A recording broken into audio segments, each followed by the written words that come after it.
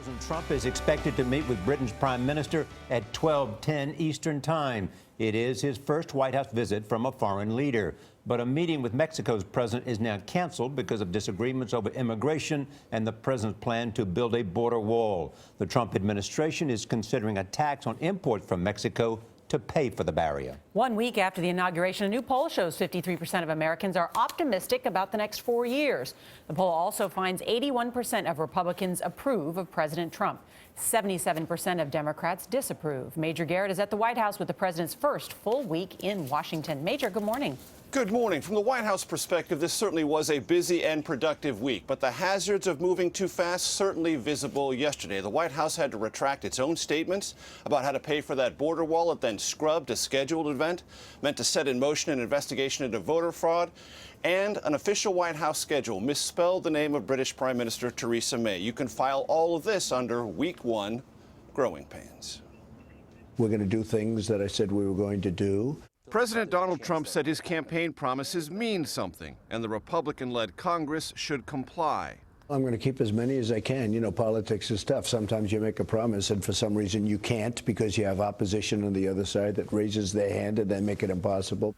But the question of how to pay for a wall on the southern border is already getting complicated. Look, the wall is necessary. That's not just politics. A proper wall, not a wall that's this high like they have now. They have little toy walls.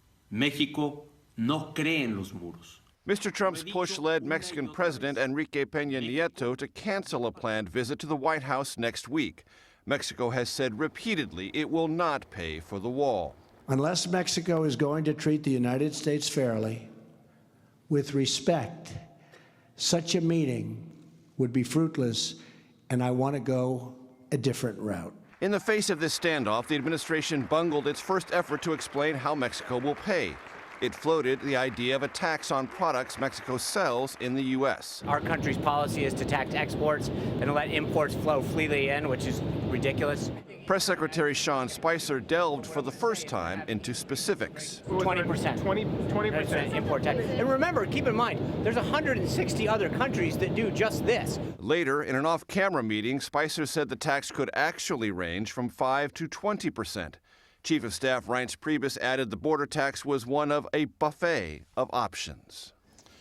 About today's meeting with the British Prime Minister, it was set in motion during the transition when senior White House advisor Steve Bannon and Mr. Trump's son-in-law Jared Kushner met with British Foreign Secretary Boris Johnson. It was at that meeting the British government learned just how nationalist the Trump administration would be on economic matters. The British Prime Minister then accelerated the pace of Britain's exit from the European Union and came here to try to forge a free trade deal with the Trump White House.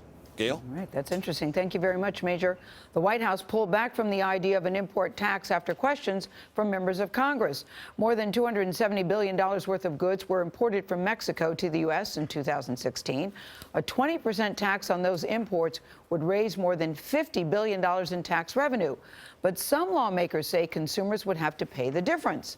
Republican Senator Lindsey Graham tweeted this, simply put, any policy proposal which drives up the cost of Corona, tequila, or margaritas is a big-time bad idea. Mucho sad.